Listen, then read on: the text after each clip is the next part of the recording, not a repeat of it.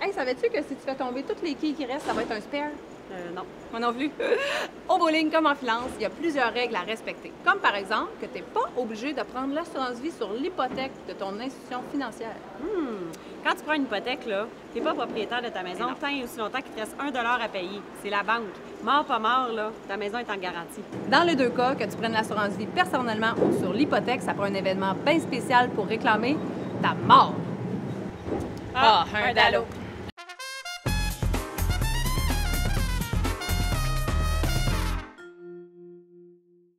Jennifer Miron. Isabelle Gelker, on est les engagés. Ouais, je te jure, on est vraiment meilleur pour te parler de tes finances que pour te conseiller au bowling.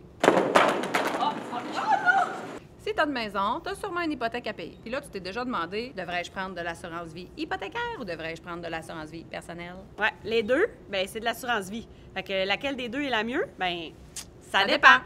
Là, on va se dire les vraies affaires. Là. L'assurance hypothécaire, là, c'est la banque qui est bénéficiaire. Fait que dans le fond, là, ce que tu fais, c'est que tu achètes de l'assurance pour protéger la banque. C'est sûr que ta maison serait payée, mais avec de l'assurance vie personnelle, la personne qui hérite choisit qu'est-ce qu'elle fait avec l'argent. Ah ouais. Ben, un décès, c'est éprouvant, hein? Mais c'est toujours bien plus agréable pour la personne qui reste d'avoir le choix de choisir ce qu'on choisit par choix. Ben oui, les funérailles, c'est un coût. C'est le fun que ta maison soit payée, mais de là, ce qui en reste pas pour tes funérailles, ben, c'est sûr que rendu là, il pourrait décider de te mettre dans le salon. Avec papa. Ah. L'assurance vie personnelle. La différence, c'est que tu choisis un montant fixe et surtout une durée. Fait que lors de décès, théoriquement, ton montant d'hypothèque restant versus ton capital est différent. Ce qui fait que si tu as un bon conseiller qui travaille dans ton intérêt, bien, la personne pourrait placer son argent intelligemment et pouvoir fructifier dans le temps. L'autre affaire avec l'assurance vie hypothécaire, c'est que lorsque tu feras la demande, on va te poser certaines questions pour déterminer ton admissibilité. C'est de la préqualification. Alors, on va te demander, t'as quel âge? Quel métier tu fais? Est-ce que ce métier est dangereux?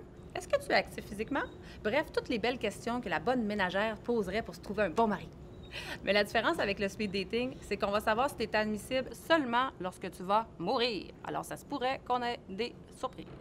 Attends, j'ai une bonne nouvelle. En assurance vie personnelle, on te passe une batterie de tests pour connaître tes conditions médicales avant de t'assurer. On va savoir dès le départ si tu es surprimé, exclu ou carrément refusé. Tu peux pas avoir de surprise. Donc, ce qu'il faut retenir, c'est que l'assurance hypothécaire de l'institution financière, tu n'es pas obligé de la prendre. Mais tu es obligé de payer ton hypothèque, par exemple.